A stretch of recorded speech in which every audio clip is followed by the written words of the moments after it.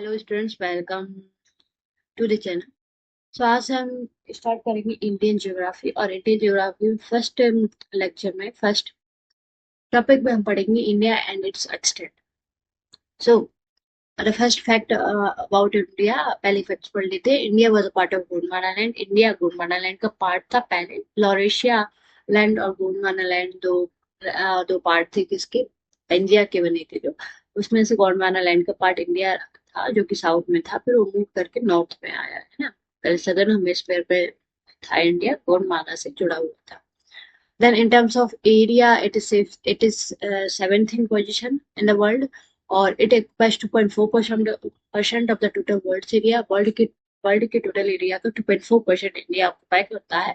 और इंडिया की population 17% of the world's population है, और ये फर्स्ट नंबर पे है in terms of population in the world. मतलब कि वर्ल्ड की लार्जेस्ट पॉपुलेशन इंडिया में रिजाइड करती है। Okay, then we come to sea border. तो सी बॉर्डर में एक ट्रिटी है, अनक्लॉस ट्रिटी बोलते हैं, United Nation convention on law of sea, है ना। सो इसमें ये अनक्लॉस ट्रिटी है जो adopted in 1982 and informed in 1984। Adopt की गई थी 1982 में, और इन्फॉर्म्ड या फिर लागू की गई थी वी कैन से 1994। ओके, इसने फाइव जोन में इसने कोस्टल लाइन को या फिर कोस्टल लिमिट को 5 जोन में बांटा है। What is that? Internal water, then territorial sea, then contiguous zone, then exclusive economic zone EEZ and high seas. ठीक है, हाई सीज वो सी है जहां पर किसी भी कंट्री का अधिकार नहीं है, वो पब्लिक कैसे पब्लिक है, या फिर सभी कंट्री का अधिकार है, किसी भी कंट्री का अधिकार नहीं हो सकता कैसे भी। और इन चारों पर इंटरनल वाटर, टेरिटोरियल सी, कॉन्टेजियस और एक्सक्लूसिव इकोनॉमिक जोन पर अधिकार रहता है, लेकिन सभी का अधिकार अलग अलग रहता है। जैसे हम इंटरनल वाटर की बात करेंगे तो इंटरनल वाटर क्या रहता है? इंडिया की जो कोस्ट लाइन है या फिर जो बेस लाइन है, उसके अंदर जो भी वाटर बैक फ्लो करता है उसको हम इंटरनल वाटर बोलते हैं। जैसे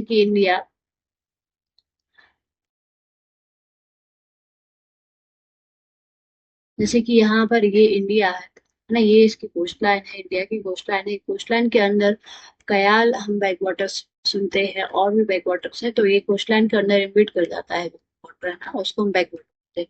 तो वो क्या है? Internal water. इंडिया की बेस लाइन के जो अंदर आएगा उसको हम इंटरनल वाटर कहेंगे। ठीक है, तो उसको फर्स्ट हो गया इंटरनल वाटर। देन इंटरनल मतलब बेस लाइन से इंटरनल वाटर के बाद बेस लाइन आती है। बेस लाइन से 12 नॉटिकल माइल तक, बेस लाइन से 12 नॉटिकल माइल की दूरी तक क्या रहता है? टेरिटोरियल सी रहता है। और 12 नॉटिकल माइल 22 किलोमीटर के बराबर रहता है। ठीक है ना। किलोमीटर किलोमीटर हम लैंड पर डिस्टेंस का वो यूनिट रहता है, और सी में क्या रहता है? Nautical mile. टेरिटोरियल सी बेस लाइन से 12 नॉटिकल माइल तक टेरिटोरियल सी रहती है।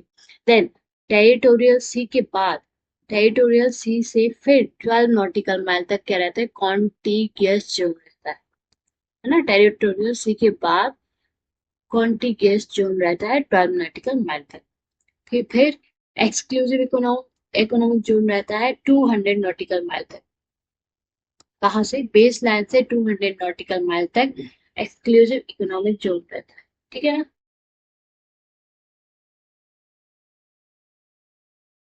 और इसके बाद इससे टेरिटोरियल सी के बाद से कॉन्टिनेंटल शेल्फ स्टार्ट हो जाता है। कॉन्टिनेंटल शेल्फ के बाद यहाँ पर कॉन्टिनेंटल स्लोप आता है, और उसके बाद ये रहता है एबिशियल प्लेन, मतलब समुद्र का तल आ जाता है।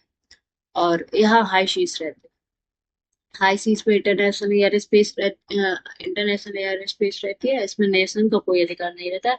लेकिन टेरिटोरियल सी की जो लिमिट है ना, उसके अंदर नेशनल एयर स्पेस है। यहाँ पर इसमें इंडिया की वेस्टलैंड से 12 नॉटिकल माइल तक जो भी प्लेन वगैरह उड़ेगी, जो ड्रोन वगैरह उड़ेगा, उस पे उस सब पर टैक्स वगैरह लगाने का या रूल्स एंड रेगुलेशन लगाने का अधिकार इंडिया के पास है, या फिर जो भी कंट्री है उस कंट्री के पास है। ठीक है, so it is territorial limit of India. India की टेरिटोरियल लिमिट क्या है? ये टेरिटोरियल लिमिट इंडिया की कितनी है? 12 नॉटिकल माइल या फिर 22 किलोमीटर। टेरिटोरियल लिमिट क्या होती है कि यहाँ पर जो भी आइलैंड्स वगैरह है, इसमें 12 नॉटिकल माइल के अंदर जो भी आइलैंड्स वगैरह हैं या फिर जो भी चीजें हैं, उस पर वो इंडिया की टेरिटरी में आएगा। मतलब वो इंडिया का ही कहा जाएगा। यहाँ पर जो भी आ जाएगा वो इंडिया का आएगा, बेस लाइन से 12 मेट्रिकल माइल तक। ठीक है, इसलिए हम कहते हैं कि टेरिटरी ऑफ इंडिया मतलब ये अंडमान एंड निकोबार आइलैंड से लक्षद्वीप है, ये इंडिया की टेरिटरी इसी वजह से कही जाती है। Then boundaries, boundaries of India, boundaries कहाँ कहाँ से है? सबसे ज्यादा बाउंड्री शेयर करती है इंडिया बांग्लादेश के साथ, दैट इज 4096.7 किलोमीटर, जो कि लॉन्गेस्ट है। बॉर्डर्स की कौन सी? रेड क्लिफ लाइन है, क्योंकि रेड क्लिफ सर ने इसको डिवाइड किया था, इंडिया बांग्लादेश एंड पाकिस्तान दोनों के साथ रेड क्लिफ लाइन है, बॉर्डर रेड क्लिफ लाइन है। बीएसएफ इसको सिक्योर करती है। Meghalaya, Assam, Mizoram, Tripura and West Bengal. कौन कौन से राज्य हैं जो बांग्लादेश बांग्लादेश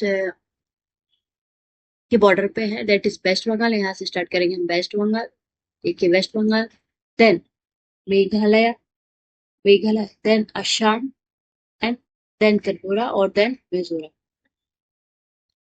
मैप से याद करते हैं तो जल्दी याद करते हैं। देखिए वेस्ट बंगाल, यहाँ से यहाँ तक वेस्ट बंगाल, देन असम, यहाँ थोड़ा सा भी थोड़ा सा यहाँ भी असम, और देन मेघालय आ जाता है, फिर यहाँ फिर से असम टच करता है, फिर यहाँ त्रिपुरा आ जाता है, और फिर यहाँ मिजोरम। ठीक है, तो ये क्या है, बांग्लादेश के साथ जो भी शेयर कर रहा है, जो जो स्टेट बांग्लादेश के साथ बॉर्डर शेयर कर रहे हैं वो ये सारे। ठीक है, पढ़ लिया हमने West Bengal, then Assam, then Meghalaya, then Tripura and then Mizoram. ठीक है, नेक्स्ट पे आते हैं। नेक्स्ट क्या है? चाइना है नेक्स्ट। इसके बाद बांग्लादेश के बाद सेकेंड लार्जेस्ट बॉर्डर शेयर करता है इंडिया चाइना के साथ, दैट इज 3488 किलोमीटर। ठीक है, लद्दाख, हिमाचल प्रदेश, उत्तराखंड, सिक्किम एंड अरुणाचल प्रदेश। देखिए, हाँ, तो इंडिया इंडो चाइना बॉर्डर को 3 सेक्टर में डिवाइड किया गया है। ये क्वेश्चन पूछा गया है कि कितने सेक्टर में डिवाइड की गई है ना? तो 3 सेक्टर कौन कौन से? Western sector, middle sector and eastern sector. Eastern sector, ठीक है। सो एंड यस, हाँ, vibrant village programme for development Indo China border, India और चाइना बॉर्डर पर वाइब्रेंट विलेज प्रोग्राम चलता है। क्यों चलता है, क्यों स्टार्ट इनिशिएट किया गया? क्योंकि चाइना यहाँ पर अरुणाचल प्रदेश के कुछ राज्यों को अपने बता रहा था, उस पर उसको अपने मैप में इंक्लूड कर रहा था, इसलिए वाइब्रेंट विलेजेस प्रोग्राम उन बॉर्डर विलेजेस के को डेवलप करने के लिए स्टार्ट किया गया है, जो कि चाइना की बॉर्डर से लगी।